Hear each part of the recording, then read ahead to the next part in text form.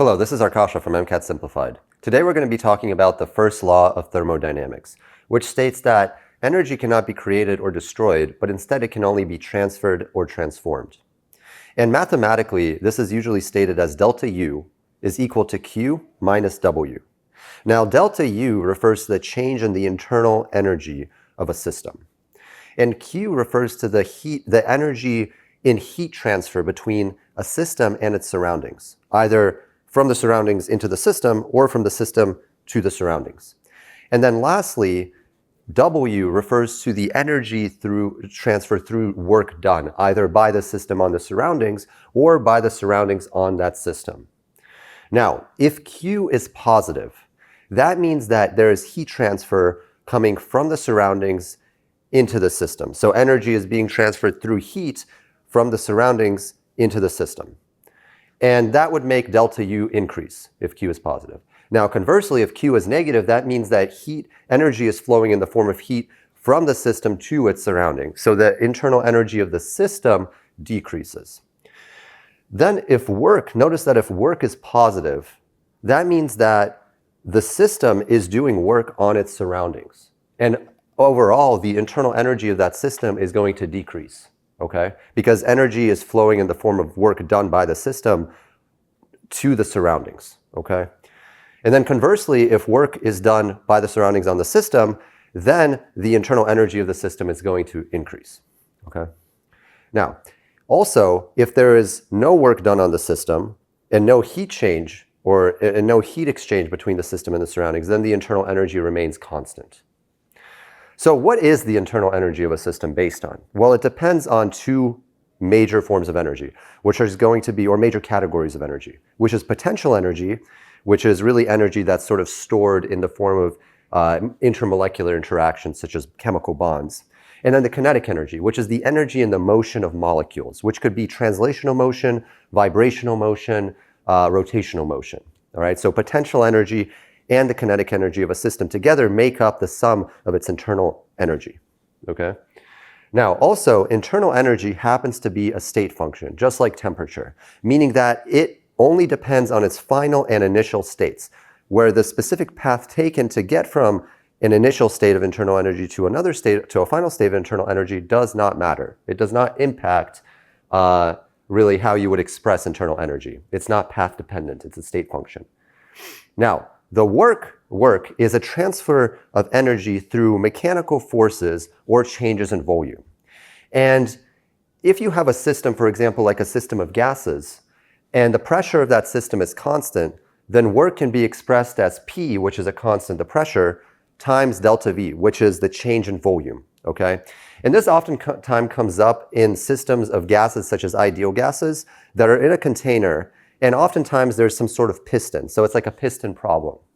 And notice that if the system, which is the system of a gas, if its volume increases, okay, then the work done is positive, because you can imagine a piston in a container of a gas.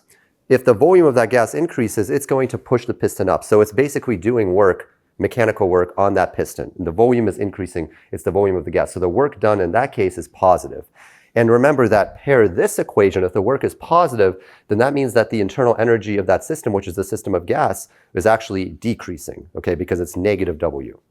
And then conversely, if delta V here is getting smaller, so the gas is contracting, that means that the work being done is going to be negative, and specifically because the work is being done on that system of gases, like the piston is pressing down on the system of gases. Okay, and consequently, the internal energy of that system of gas is going to be increasing. So this is a useful way of expressing work. And then heat, remember, is the transfer of energy due to a temperature difference between the system and its surroundings. And again, that kind of comes out of the zeroth law of thermodynamics. And remember that heat can only be transferred spontaneously, okay, from high temperature to low temperature. So pair this equation, if Q is positive, that means heat is flowing into that system. And if that's happening spontaneously, that means that this system must have a lower temperature than its surroundings. And then conversely, if Q is negative, that means that heat is flowing from that system to its surroundings. And that means that the system has to have a higher temperature than the surroundings if it's happening spontaneously. all right?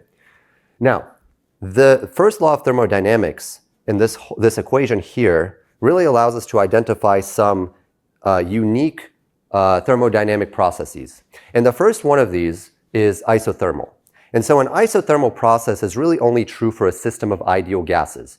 And for a system of ideal gases, its internal energy is only dependent on kinetic energy, because one of the assumptions for any ideal gas is that there's no intermolecular interactions between the particle of gases. So there's no potential energy, really. There's only kinetic energy, which is expressed in the motion of those particles of gas.